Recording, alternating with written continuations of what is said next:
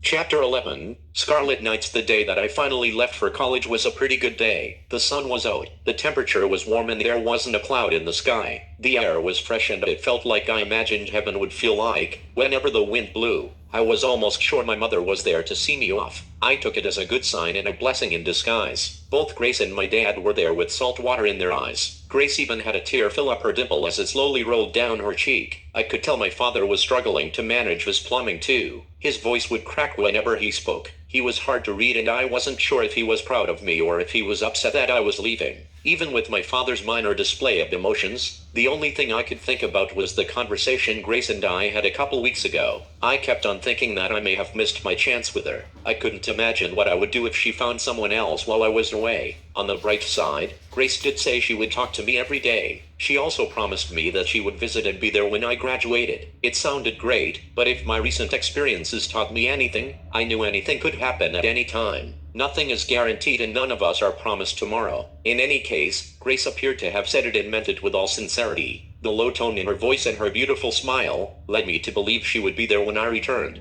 I had my doubts, but the passionate wet kiss that she gave me on the side of my face really put a stamp on it. That display of affection gave me the courage to turn around and leave. The kiss was a little longer than most kisses I received in the past. It wasn't a cheek-to-cheek kiss most used for a greeting or farewell. No, not this kiss. This time her lips felt different. She even left a trace of her flavored lip gloss on the side of my face. I could smell a hint of strawberries and I could only wish that I could taste them on her lips. With that thought in mind, I could hear my mother whispering in my ear, "If it's meant to be, it will be." That alone was enough to get me through the first semester. For that reason, I felt like it would be best if I left for school. I figured I would be able to come and go as I pleased and I wouldn't be far from home. That would allow me to go to school and check up on my father if I needed to. There was a lot going on within his department, so there was no telling if my father would even have a job as a police officer much longer, especially in the city. I chose to stick to the plan my mother and I had. I felt it was best not to make any dramatic changes in my life while there was so much uncertainty. On account of the pandemic, the college I had chosen had several openings at the last minute.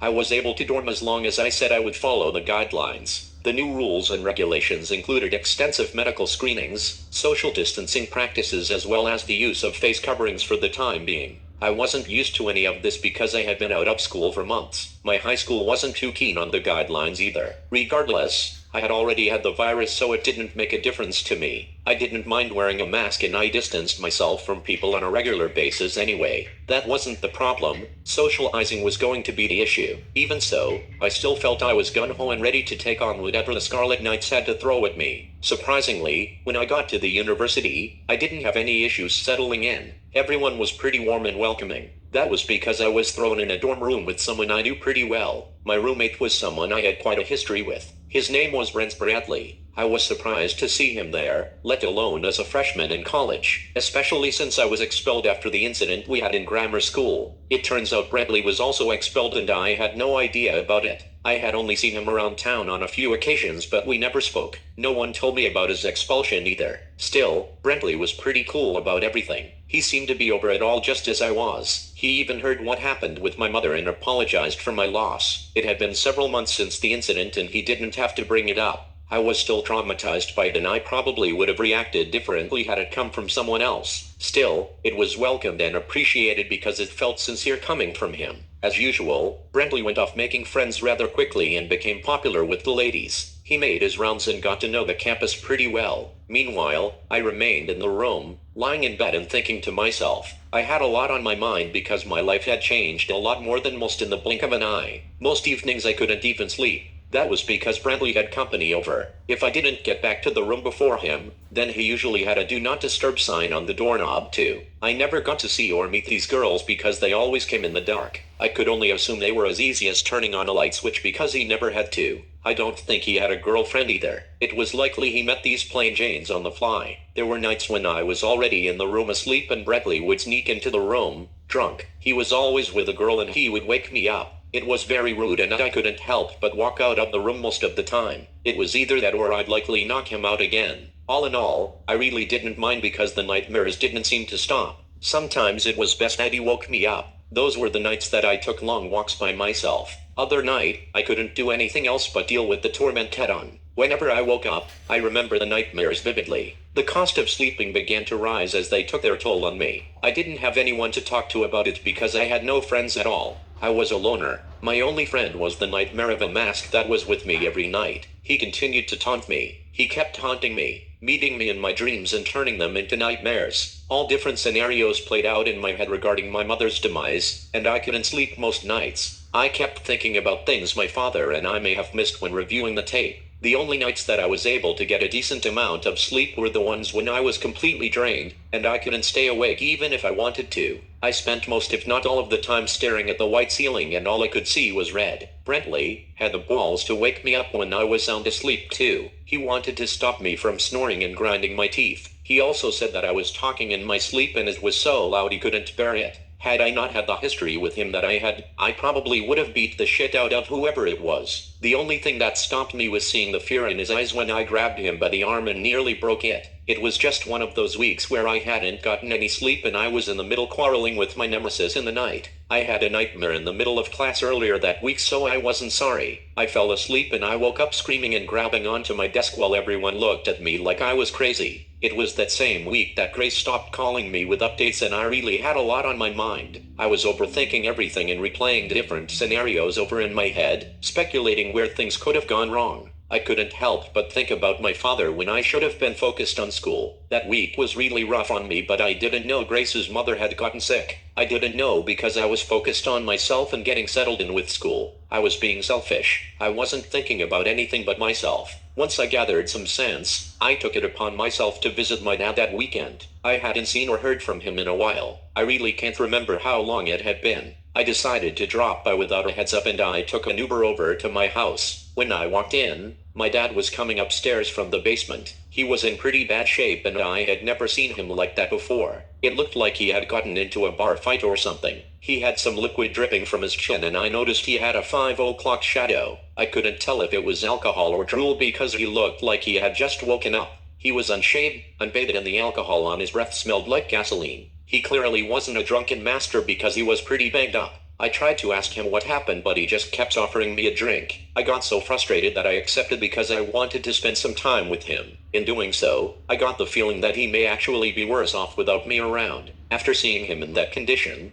I felt like I needed to leave school and come back home immediately. I took a bus back to campus later that evening and thought about dropping out. Then, when I returned to my dorm, Brentley was throwing a Halloween party. There were several people I had never met or even seen before. Normally I would have walked away, but I was already in the spirit, so I indulged some more. I participated in traditional drinking games like flip cup and beer pong for a while. After some people from the party started to fan out, it came time to play more intimate games like Never Have I Ever. That was when one of the girls found out I was a virgin. Her name was Amy, with a Y, and she made that clear to everyone spoke to. She was only 4'11" and she was as sexy as the word. She had her curls wrapped up in a bun with just one bang hanging down on the side. She also had a really cute accent and her voice was even more adorable. Her hairstyle of choice really went well with the Halloween costume she was wearing. I overheard her telling some guys she was dressed as a belly dancer because she had to dress up to attend the party. Belly dancing seemed to be a hobby of hers. Therefore, she had the outfit laying around and came to the party dressed as such. Amy's friends kept making fun of her throughout the night. They tried to, but she embraced it, and I liked that. Her sense of humor and her self-confidence may have been the sexiest thing about her. Everything bounced right off her as she wore her flaws like armor. She really knew how to work it and use what she had as a weapon to wield. I wasn't sure what nationality was, but for some reason I really wanted to know. I suspected she may be Indian, but I heard her say that her last name was Armenius during one of the drinking games. Not that it matters. I overheard her telling someone she was Cuban and Egyptian later that night. Moving on,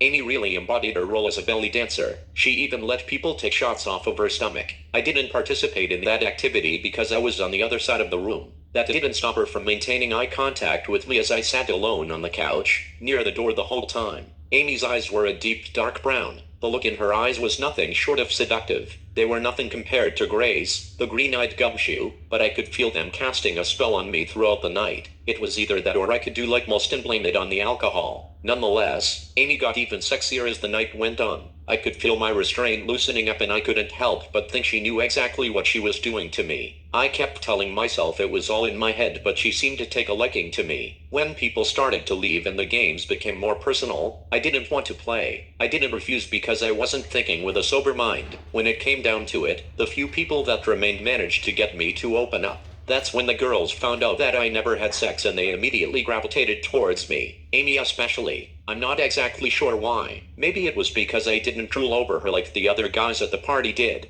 I was quiet and kept to myself. All the information I gathered were from questions that other guys asked her. I didn't speak a word to her myself. I knew her name and I heard that she was into gymnastics when she was little. I also heard she used to break dance but recently got into belly dancing to pay for college. Through all the chatter, Amy still didn't seem to be interested in those guys. She kept looking over at me as if she wanted me to know. She was very flirtatious, but she too was rather blunt. She could have been considered cold, but even ice melts when it gets hot. With that being said, when it came to me, Amy wore her heart on her sleeve. She took me to her room and then took my virginity right there. She pushed me onto the bed with no questions asked. Not even if I had a condom, because she was more than prepared. Amy only seemed to care about using protection, which I wasn't going to shy away from. Seeing as though I had never done it before, I was lucky she remembered. I was so wrecked, I forgot all about the rubber. Not to mention, I have little to no experience in this particular field. I'm not going to say Amy was an expert, but I'd be foolish to believe I was special considering we just met. Grace and I never made anything official and I was hardly in a position to say no.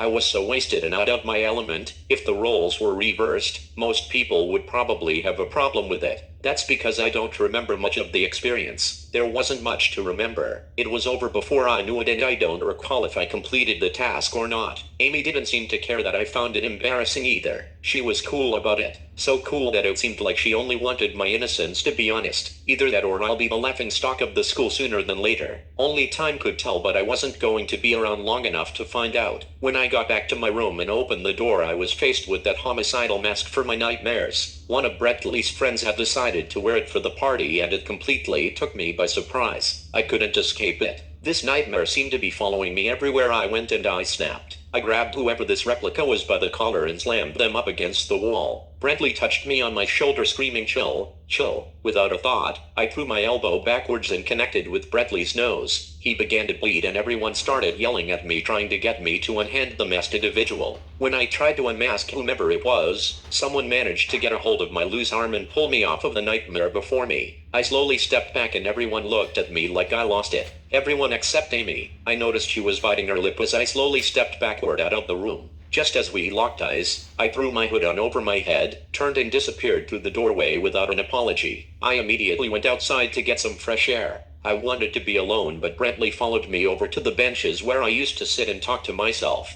He approached me with caution and tried to calm me down. I apologized and began explaining everything that was going on, but I could tell he couldn't grasp the depth of what I was saying. He was drunk and I couldn't tell him everything. Not in full detail, at least. I only told him what I had been going through since I came to school. I felt he should know how I felt even more lonely on campus than I was before I left that depressing wreck of a home. I wasted a lot of time wandering around the campus alone with headphones on, listening to my mom's messages along with songs of somber. I eventually stopped listening to music with lyrics because I noticed the effects it would have on me. When I chose artists that had any painful lyrics, I grew more sad. Whenever I chose ones that were even remotely aggressive or upbeat, I became enraged. I actually found myself listening to jazz instruments and high-fidelity music like my father used to. Sometimes, I even listened to the sounds of nature in order to study or even to fall asleep. I'm not sure why I told Brettley all of this. I guess I was worried about my dad on some level. Not to mention the fact that I didn't have my headphones to listen to my instrumentals, so I couldn't help but think aloud. Brettley tried to encourage me to get more involved because I wasn't making any friends. He suggested I join the fencing team since he heard I was handy with a sword. I wasn't sure if he was trying to be funny because he sounded like he was serious. None of that mattered. I wasn't there to make friends. I wasn't there to do anything but learn.